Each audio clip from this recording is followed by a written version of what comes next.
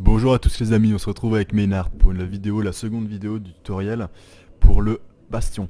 On va tout de suite attaquer, je vais vous montrer rapidement le deck en sachant que dans la description vous trouverez le lien du deck complet sur Momcards et, euh, et j'espère que ça va vous plaire. Donc j'ai fait un deck un tout petit peu différent de celui de la dernière fois en gardant cependant Keltor. Pourquoi j'ai changé? C'est un deck très bon celui que j'avais avant.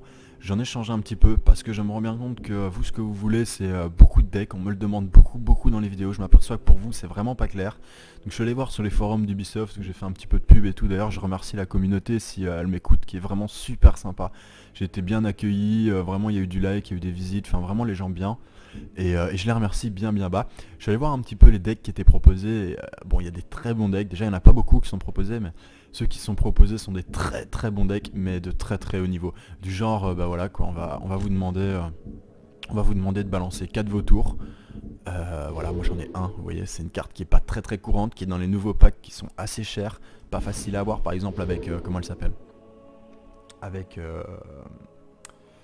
Avec Aria, là, non, avec Char. Avec Char, il y a un deck Immolation.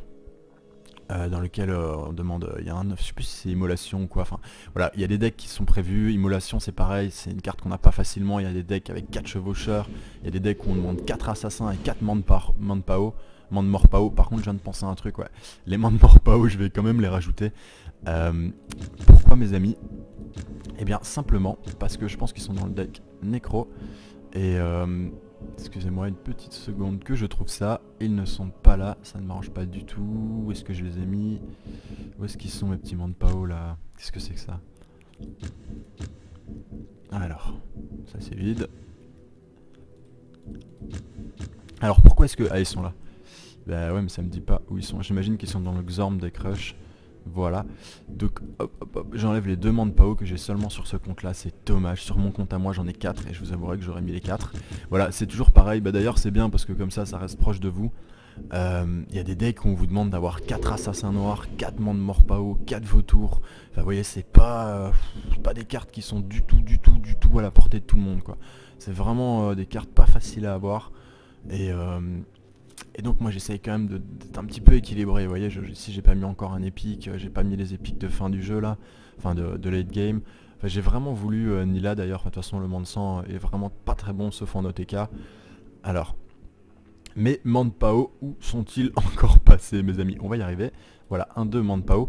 Alors pourquoi est-ce que je veux à tout prix les rajouter? Parce que le Mandpao, quand il frappe, après il meurt. Et quand il meurt, eh ben, ça va augmenter ma rage furibonde. Donc c'est vraiment cadeau. Non seulement j'ai 3 de frappe, mais en plus j'ai un point de rage furibonde sur une créature qui non seulement tapera du coup plus fort, mais qu'en plus je pourrais utiliser avec la capacité de Keltor pour DPS une autre à travers des dégâts indirects, des dégâts magiques. Donc c'est vraiment tout bénef le Mandmorpao. J'en ai que 2 sur ce compte, donc ça tombe bien, ben il n'y en aura que 2. Comme ça c'est encore assez proche de vous. On peut voir que j'ai un petit peu trop de créatures, ça m'embête un peu, je vais vous avouer. Donc je pense que je vais tirer un petit peu, on voit qu'il y a pas mal de tireurs là quand même. Je serais bien tenté d'enlever 1-2 ici. Parce que je voudrais garder au moins 2 marteaux. Tout simplement pour pouvoir avoir une petite force en début. Et pouvoir faire du beau travail. Je serais tenté de rajouter les 2 gobelins crâne noir, enlever les 2 gobelins crâne noir, mais je les aime beaucoup, ils DPS assez bien ma foi, et pourtant bah, c'est ce qui va se passer, on va retirer les 2 gobelins crâne noir. C'est vraiment dommage parce que c'est vraiment une très bonne carte, mais sur un trait de feu mal placé on peut tout perdre, ce serait vraiment dommage. Je sais pas si vous vous rappelez, donc c'est une carte qui a 2 seulement mais qui DPS à 3, qui a 4 PV, mais si on tue la créature adjacente, le gobelin crâne noir meurt. Et il y a pas mal de joueurs, bon faut pas rêver, ils commencent à le savoir maintenant, donc ils vont pas se gêner. Donc on va s'en passer. Je me serais bien rajouté 2 tambours aussi, je vous avouerai. Mais là on a les Mandmorpao, on commence à avoir beaucoup de trucs, faut quand même garder des unités. Ouais, j'ai 36 unités quand même, hein, c'est beaucoup. Même si on enlève celles qui sont pas trop offensives, j'en ai vraiment beaucoup quand même. On va se retirer un comme ça. Parce que bon, le HL c'est bien, mais il n'y a pas que ça dans la vie mes amis. Hop, on va se rajouter... Ouais. Oula. Qu'est-ce que j'ai fait moi? Oula, petite erreur, excusez-moi. Voilà. Toi, tu t'en vas, voilà. Et on se rajoute un dernier tambour. Voilà mes amis. Donc pour les sorts, je suis monté jusqu'à 4. Donc que des sorts très très offensifs. En fortune, j'en ai mis que deux, hein, les fortunes de base. Et voilà. Donc on va tout de suite aller croquer un petit peu de ladder parce que ça fait assez de blabla maintenant, on a envie d'attaquer tout doucement. Et je vous mettrai bien évidemment le lien du deck sur internet. Donc c'est pas encore un deck ultra perfectionné. Les decks vraiment vraiment corrosifs et puissants, je pense qu'on commencera à partir de la deuxième vidéo, la prochaine vidéo. Donc ça fera la troisième. Là on va vraiment à mon avis pouvoir commencer à comment dire, on va perdre quelques victoires parce que là j'ai un petit peu joué avec le deck de Xorm pour le tester et l'affiner. Et du coup je suis monté un petit peu haut. Et heureusement qu'après déjà j'ai fait quelques freeloos avec un deck là que j'avais testé. Je cherche en fait un bon deck en nécropole en ce moment, un bon deck à vous présenter. Je suis en train de travailler sur Flashbane, donc le héros qui donne un bonus de PV aux incorporels. Et voilà, j'ai testé vite fait, et quand je voyais que ça marchait pas, je quittais, hop, je recommençais. Donc voilà, j'ai déjà prévu de baisser un petit peu ma cote. Là, on va essayer de descendre encore un petit peu assez rapidement, ça serait bien. Voilà, venez prendre vos free wins, mes amis. Et dès qu'on est sous la cote, encore un, dès qu'on est sous la cote des 650, on va commencer ensemble, mes amis.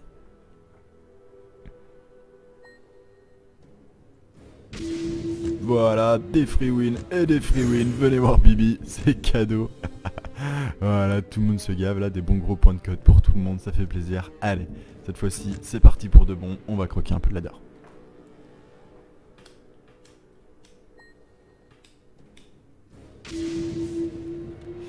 Alors on peut voir qu'on a un mulligan, bah pas super méga ouf. On va dire non parce que je sais que j'ai mieux dans le pantalon.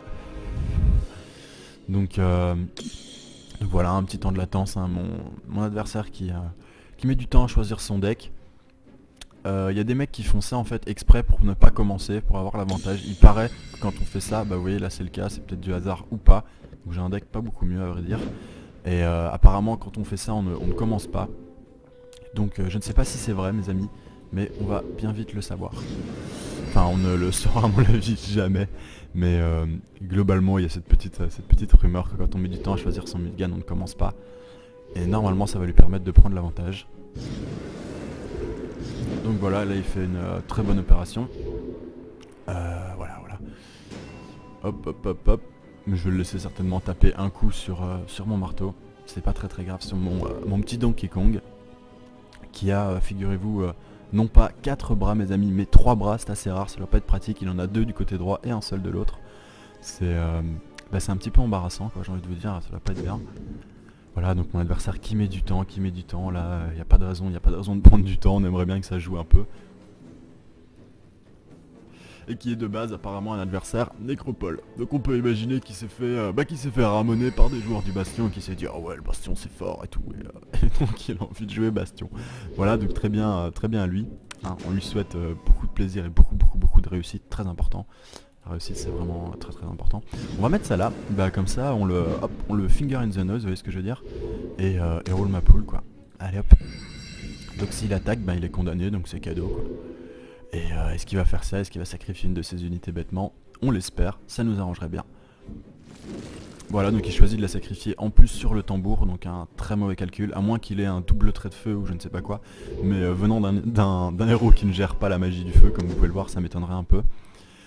Donc là, il envoie son petit marche-rêve des familles, très bien lui, voilà, tac, il fait ça pour protéger ici. Donc là, il sait qu'il va le perdre. Voilà, c'est cadeau, là il chope des points, c'est très bien vu, tant mieux à lui. Et nous, on n'a rien à jouer mes amis. Donc comme on n'a rien à jouer, comme vous voyez on n'a pas de 3, on va tout de suite se balancer ceci et lui faire un petit coup d'éclair à 4 sur le coin du visage mes amis. Hop, voilà. Et là il a 2 marqueurs, il va me mettre 2, bien à lui, mais je sacrifierai certainement pas mon marteau parce que je vois que j'en ai qu'un. Et avec Keltor c'est très utile. Bon c'est un petit peu discuté le marteau, certains trouvent que faut le payer et tout. Faut le payer, ça fait rien en début de game, mais moi je trouve ça vraiment excellent, ou en tout cas avec Keltor je le recommande vraiment. Je rappelle que Keltor peut infliger à n'importe quelle unité, en choisissant une des siennes, un nombre de points de dégâts égal à son nombre de marqueurs. Comme si j'avais cette créature là chez moi, je pourrais infliger 2 points de dégâts l'équivalent d'un trait de feu gratuitement à n'importe qui. Parce que de mémoire c'est 0 de coup. Donc c'est vraiment très bon. Donc la technique en fait c'est de faire une unité à marqueur, une petite unité que vous allez planquer pendant toute la partie pour qu'elle emmagasine un maximum de points. Et vous voyez là il a un petit peu envie de la mettre là je crois. Mais ce serait vraiment un très mauvais calcul. Quoique pour avec 4 émissaires de la liberté, c'est pas très très très important de garder absolument ces créatures à marqueur. Mais là c'est dommage, il a l'occasion de taper, s'il la met là, il la sacrifie, il la donne, enfin ce serait vraiment bête. On peut voir qu'il est un peu long. C'est bien parce que c'est un adversaire à 593 de niveau. Donc je pense que c'est pas un adversaire qui baisse sa cote, sinon il serait plus bas, c'est un vrai adversaire. Et là vous allez pouvoir vous rendre compte vraiment, quand je vous ai dit bon on commence à 500, c'est pas grave, vous allez voir, c'est pas des ouf et tout. Vous allez pouvoir vous rendre compte qu'effectivement même à 593, les mecs c'est pas des ouf quoi. Vous voyez là il lui faut du temps, il faut vraiment énormément de temps pour un coup vraiment bidon. Là il n'y a pas à tortiller, hein. S'il peut invoquer quelque chose de plus fort que celle-ci, eh ben il invoque là, celui-là il tape mon héros, il n'y a vraiment pas à tortiller. À ce niveau là il a 20 PV, ça sert strictement à rien de protéger son héros. Vraiment là il peut se permettre de prendre une claque à deux, ça n'a aucune importance. Donc mon adversaire qui est vraiment dans le doute, d'ailleurs je le soupçonne d'avoir quitté, ou un truc comme ça, j'espère que non parce que voilà, donc il fait le bon choix, très bien, bien à lui. Et, euh, et donc là on peut voir qu'il cherche un petit peu quand même, hein. Là vraiment il se cherche. Euh, c'est bien simple, ce qui va se passer mes amis, je pense, c'est que je lui fais 2-2 et tue mon marteau, ça m'arrange vraiment pas. Je pense que je vais bouger mon marteau, le mettre là, lui mettre un trait de feu, tac. Quoique je suis à 4 d'invocation, j'ai qu'une bestiole à invoquer à 4. C'est pas grave les amis, on va faire comme ça. Hop, voilà, on va invoquer celle-ci. Et roule ma poule. Alors pourquoi est-ce que je veux sauver mon marteau? En fait, je vais vous avouer que c'est pas un très très bon choix. Mais, mais vous savez quoi, on va se le garder le marteau. On va se le garder, on va le laisser là, pardon. Parce que je vois dans mon deck en fait que j'ai aucune créature à marqueur pour le moment. Donc je risque pas de pouvoir utiliser la capacité de... Ah ça m'arrange pas du tout, vous voyez, ça c'est très très embêtant. Très très très embêtant. Ça veut dire que là au prochain tour il faut forcément que j'utilise mon trait de feu sur celui-ci. Et j'ai un petit man mort pas haut. Ah, vous voyez vous voyez ce que je veux dire? Vous voyez ce que je veux dire? Quoique en fait je peux aussi bien trait de feu, monde mort pas haut et tuer les deux. Non, tuer qu'un. Oh c'est dommage, c'est dommage, c'est dommage, c'est dommage. C'est dommage, je ne peux en tuer qu'un. Donc là je pourrais invoquer cette créature là qui est très puissante, mais je perdrais cette créature là. Et ça, j'ai pas trop envie. Surtout que là, oh attendez, j'avais oublié ça, il y a l'ubiquité ici mes amis. Il y a quelque chose à faire. Il y a quelque chose à faire mes amis. Alors que je réfléchisse bien, en fait ça va être tout simple, hein. Je pense que ça va se régler comme ceci. Hop, hop, j'espère que j'ai pas fait une petite erreur de calcul. Hop, et le petit monde mort qui va bien. Donc voilà, le monde mort qui est toujours aussi cool, hein. On l'aime, on l'adore, on l'adule, on est fan absolu. Voilà. Donc là on peut voir qu'au prochain tour je monte à 5. J'aimerais bien piocher une carte, mais là c'est vraiment typiquement le moment où je vais ouvrir mon jeu. Donc je monte à 4, 3 et 1 parce qu'on sait que ce deck se joue en 5, 4 et 1. Donc au prochain tour, de quoi que j'ai besoin, je pourrais le faire. Sachant que j'ai cette carte là qui est très puissante. S'il invoque un petit peu en groupe comme ça, bon là il prend son dégât mais il est derrière. Donc là typiquement j'ai les moyens de le tuer. Mais je suis un petit peu embêté, vous voyez. Parce que... ah c'est dommage ça, vous voyez, c'est vraiment dommage. Ça c'est vraiment vraiment vraiment dommage. Parce que là je lui mets ça et ça. Et il tombe à 1 PV mes amis. Et ça m'aura arrangé de le finish en fait, de lui faire passer à la trappe. C'est dommage, c'est que ça je ne pourrais pas l'utiliser. Je pourrais l'utiliser pour tuer celle-ci. Mais ça me sera vraiment pas très très utile. Je vais attendre plus tard d'avoir quelque chose de plus puissant. Et je vais devoir donner cette unité là. J'en ai peur mes amis. Si j'avais eu un petit marqueur de rage furibonde, vous voyez, on aurait vraiment été parfait. Et bah non, vous savez quoi, dans ces cas là, ce qui va se passer c'est que je vais faire ça. Voilà, c'est pas très beau comme move. Je fais ça. Je sais qu'au prochain tour il va me tuer celle-là. Donc autant la sacrifier tout de suite. Et comme ça fait une unité en moins. Il y a son petit marqueur de rage furibonde, mais lui il va pas tarder à passer à la trappe avec ça. Alors donc voilà, 4-3, on voit que là on augmente un des deux, hein, on s'en fout, n'importe lequel. Et on continue. Donc ne vous y trompez surtout pas mes amis, je suis largement devant, hein. Ne vous y trompez surtout pas. Donc là une très belle frappe qu'il fait, ça m'arrange pas du tout. Mais là il a marqué quelques points c'est sûr. Mais je suis vraiment devant mes amis, ne vous y trompez surtout pas. Et bien là on va lui invoquer ceci avec ubiquité et un assassin noir en bas pour lui faire très peur. Et ce sera cadeau mes amis, hein, c'est la maison qui régale. Voilà, je split mes unités par réflexe, mais là ça n'a pas d'unité, il n'y a pas de raison, il n'y a rien à craindre de ces magies là en AE. Donc on va s'occuper de celui-là, il gagne un marqueur, bien vu, GG à lui. Et on finit d'augmenter nos pouvoirs, et là on sait qu'on a pleine puissance. Et c'est pour ça que je vous dis que je suis devant, parce que j'ai des bonnes créatures, lui il a pas grand chose. Et là moi je vais vraiment arriver à pleine puissance. Là par exemple cette créature, il va la perdre instantanément, c'est cadeau, c'est gratuit. Là il fait un très beau move. Mais il va quand même perdre sa créature, donc pas tant que ça. Et là on peut voir que c'est bien dommage parce que j'aurais pu jouer 5 et 4, ça m'aurait bien arrangé. Mais je ne pourrais jouer que que l'un des deux. Je serais tenté de faire un trait de feu quand même pour un peu chercher les points où ils sont, vous voyez. On va piocher une carte déjà, s'ouvrir un peu des possibilités là. Et on voit qu'on a un deuxième sort, bon pas beaucoup de réussite. Je pense qu'on va faire ça pour garder l'attaque et mettre à égalité, donc on va s'invoquer ça ici.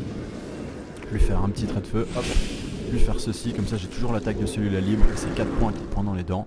Donc on le met à égalité, on a deux très bonnes créatures avec ubiquité, on a beaucoup de sorts, une créature très puissante, donc là vraiment ça va devenir difficile pour notre ami, comment il s'appelle, Pascal FGC.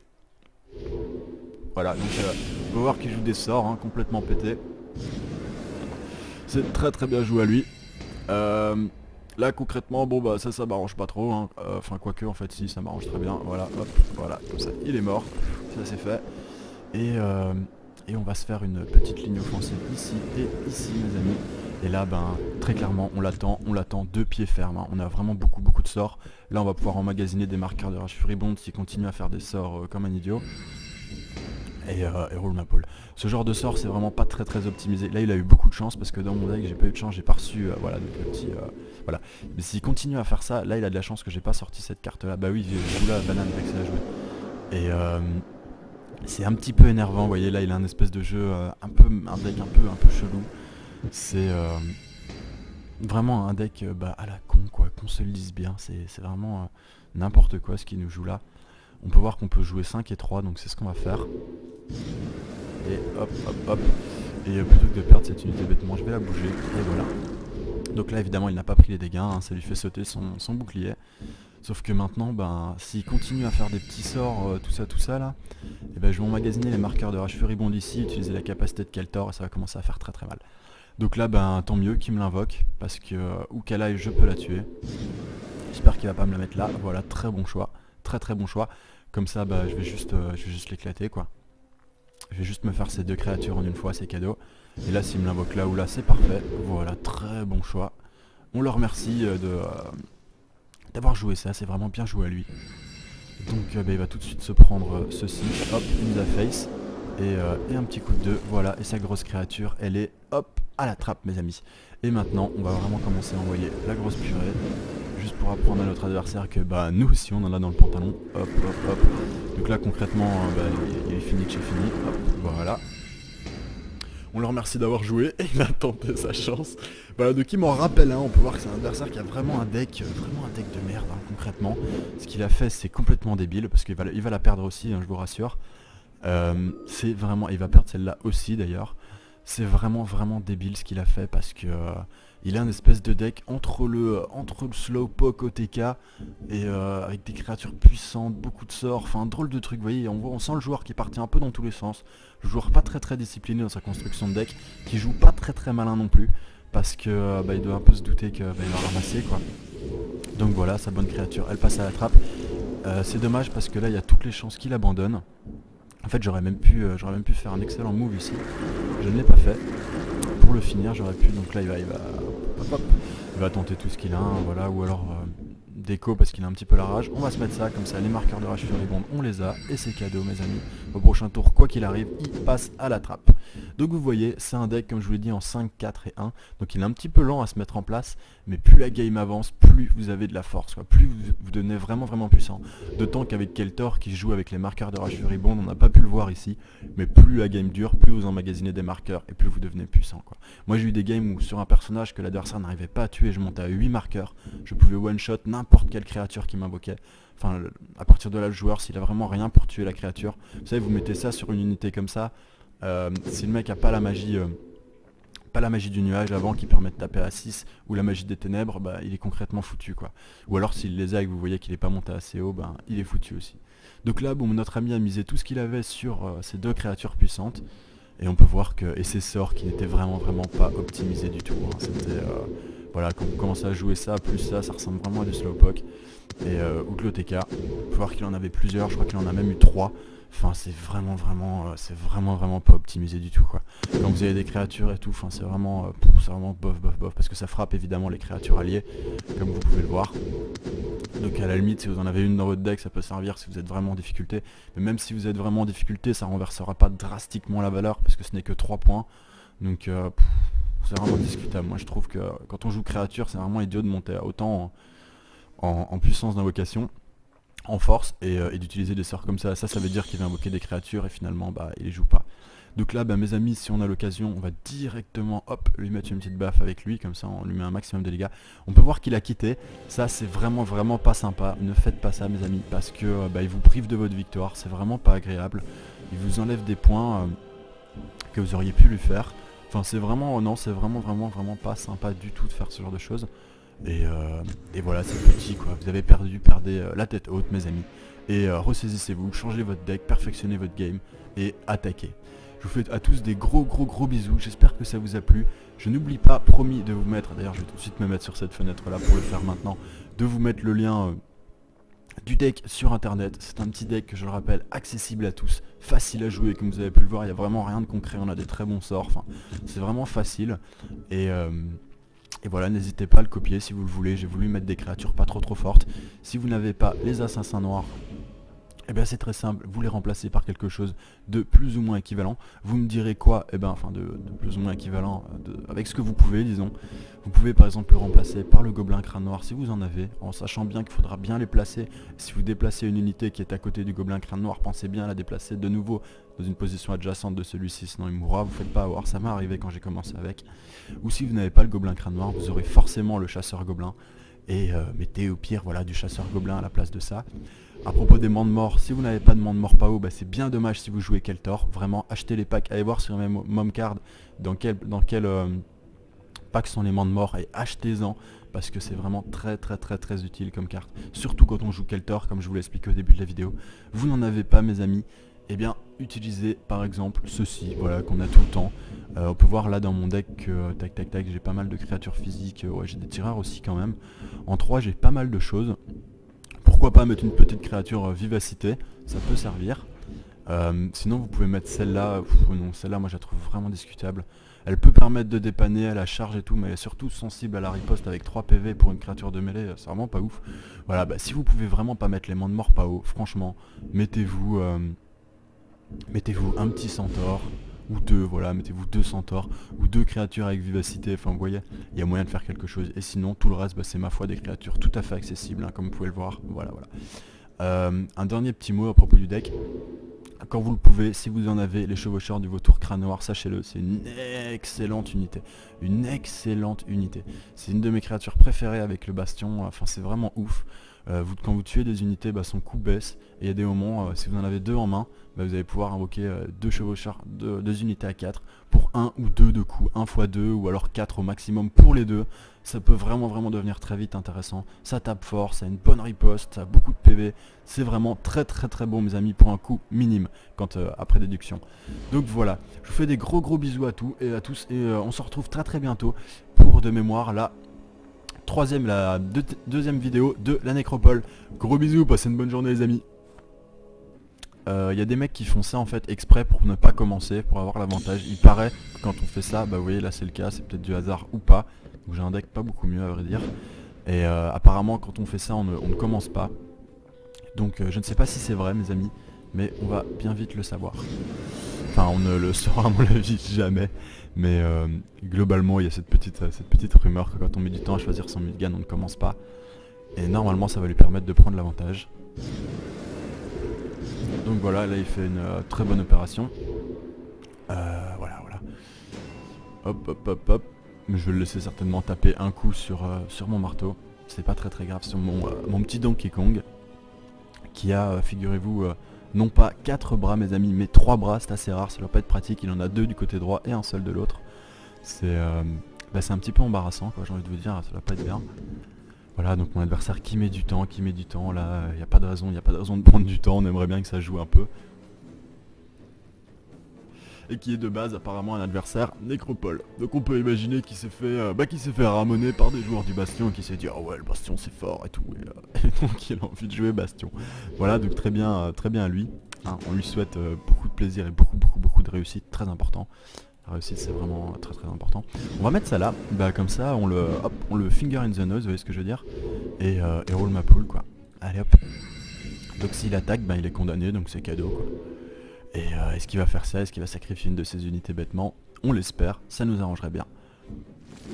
Voilà, donc il choisit de la sacrifier. Très bien évidemment le lien du deck sur internet. Donc c'est pas encore un deck ultra perfectionné. Les decks vraiment corrosifs et puissants, je pense qu'on commencera à partir de la deuxième vidéo, la prochaine vidéo. Donc ça fera la troisième. Là on va vraiment à mon avis pouvoir commencer comment dire, on va perdre quelques victoires parce que là j'ai un petit peu joué avec le deck de Xorm pour le tester et l'affiner. Et du coup je suis monté un petit peu haut. Et heureusement qu'après déjà j'ai fait quelques freeloos avec un deck là que j'avais testé. Je cherche en fait un bon deck en nécropole en ce moment, un bon deck à vous présenter. Je suis en train de travailler sur Flashbane, donc le héros qui donne un bonus de PV aux incorporels. Et voilà, j'ai testé vite fait et quand je voyais que ça marchait pas je quittais, hop je recommençais. Donc voilà, j'ai déjà prévu de baisser un petit peu ma cote. Là, on va essayer de descendre encore un petit peu assez rapidement, ça serait bien. Voilà, venez prendre vos free wins mes amis. Et dès qu'on est sous la cote, encore un, dès qu'on est sous la cote des 650, on va commencer ensemble mes amis.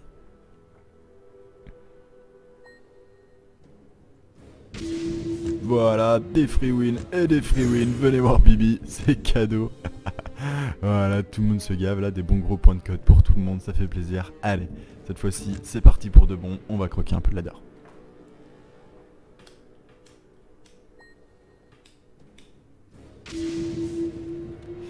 Alors on peut voir qu'on a un mulligan, pas super méga ouf. On va dire non parce que je sais que j'ai mieux dans le pantalon. Donc voilà, un petit temps de latence, hein, mon adversaire qui met du temps à choisir son deck. Excusez-moi une petite seconde que je trouve ça. Ils ne sont pas là, ça ne m'arrange pas du tout. Où est-ce que je les ai mis? Où est-ce qu'ils sont mes petits Manpao là? Qu'est-ce que c'est que ça? Alors, ça c'est vide. Alors pourquoi est-ce que... Ah ils sont là. Bah ouais mais ça me dit pas où ils sont. J'imagine qu'ils sont dans le Xorm des Crush. Voilà. Donc hop, j'enlève les deux Manpao que j'ai seulement sur ce compte là. C'est dommage. Sur mon compte à moi j'en ai 4 et je vous avouerai que j'aurais mis les 4. Voilà, c'est toujours pareil. D'ailleurs c'est bien parce que comme ça reste proche de vous.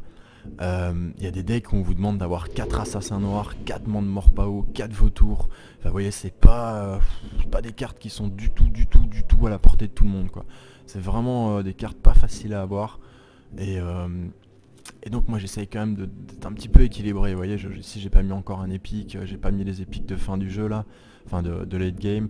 Enfin, j'ai vraiment voulu, Nila d'ailleurs, de toute façon le Mand-Sang est vraiment pas très bon sauf en OTK. Alors, mes Manpao, où sont-ils encore passés mes amis? On va y arriver. Voilà, 1-2 Manpao.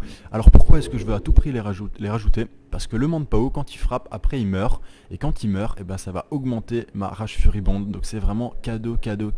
Non seulement j'ai 3 de frappe, mais en plus j'ai 1 point de Rage Furibond sur une créature qui non seulement tapera du coup plus fort, mais qu'en plus je pourrais utiliser avec la capacité de Keltor pour DPS une autre à travers des dégâts indirects, des dégâts magiques.